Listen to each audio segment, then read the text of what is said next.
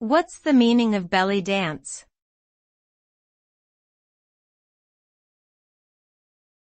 Belly dance.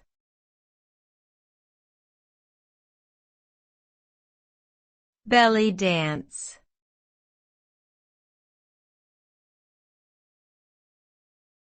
Belly dance.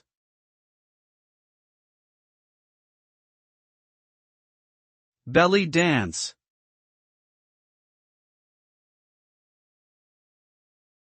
Belly dance is a type of Middle Eastern dance that originated in Egypt and is now popular worldwide.